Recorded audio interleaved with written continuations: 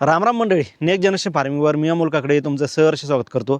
सध्या मी वालपिकाचा व्हिडिओ करतोय। वालपिकामधून 1 किलोपासून 200 क्विंटल उत्पादन मला मिळालं, हा मी व्हिडिओ केला आहे। आम्ही दुरीचं बियाणं विकतोय, पण आता या व्हिडिओला काही थोड्याशा वाईट म्हणता येत नाही, पण काही शेतकऱ्यांचे ते एक्सपिरियन्स आला असेल त्यांना की त्यांना बाजारभाव मिळाले नाही। आता शेतकरी मित्रांनो, बाजारभाव हे वर्षभर टिकतच नाही। कोणत्याच पिकाचा बाजारभाव जर वर्षभर टिकला असता तर आपण शेतकरी म्हणजे करोडपती झालो असतो, पण तसं नसतं। कोणत्याही पिकाचा बाजारभावाचा अभ्यास हा महत्त्वाचा असतो। आता तुम्हाला कारण माहिती आहे का, की वालपिकाचा सध्याच्या घडीला 2 महिने बाजारभाव का पडलाय? याच्यामागचं कारण की बाजारामध्ये लोकल वाटाणा आलाय, लोकल भाजीपाल्याची आवक वाढली, त्यामुळे थोडे याचे बाजारभाव खाली आले। पण याचे ओरिजिनल बाजारभाव तुम्ही चेक केले का? एप्रिलच्या लागवडीचे बाजारभाव आपल्याला मिळतात 120 रुपये किलोपासून शेतकरी मित्रांनो 90, 120, 60, 50, 40।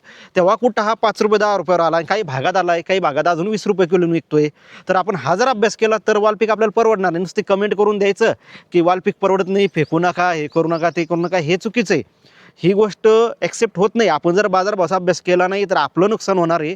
कोणाच्या कमेंट ऐकून जर तुम्ही नुकसान केलं तर मी एवढं कळकळीनं तुम्हाला का सांगतोय, प्रत्येक शेतकरी ओरिजिनल सांगणार नाही मला किती बाजारभाव मिळाला, कॉम्पिटिटर कोणी तयार करणार नाही। पण माझं मत तसं नाही, मला कॉम्पिटिटरचा विषय नाही, मार्केटमध्ये विकणार आहे, हो कितीतरी टनानं माल विकतो, त्या टायमाला त्याला बाजारभाव मिळणार आहे। हा जेव्हा जास्त झालं त्याच्यावर कोणी मारा करणार आला तेव्हा, आता जसं मी सांगितलं तुम्हाला वाट्यामुळे बाजारभाव कमी झाले। जसं टोमॅटोचं आहे, जर तुम्ही टोमॅटो लावला नाही आणि 2000 क्रेट विकायला लागल्यानंतर साला मी लावायला पाहिजे, तसं वालाचं आहे। मग 100 रुपये किलो असतो तेव्हा तुमच्या शेतात वाल नसतो। हेच महत्त्वाचा विषय शेतकरी मित्रांचा। नाहीतर नुसतं उचलायचं तोंड आणि कमेंट करायची की बाबा याला बाजारभाव नाही, लावू नका, तसं नाही। वेळेचं नियोजन करा, लागवडीचा टायमिंग साधा, योग्य टायमिंग, यासाठीच मी यूट्यूब चॅनल चालू केलं आणि त्यासाठीच मी हे करतोय। आणि योग्य बियाणं निवडा।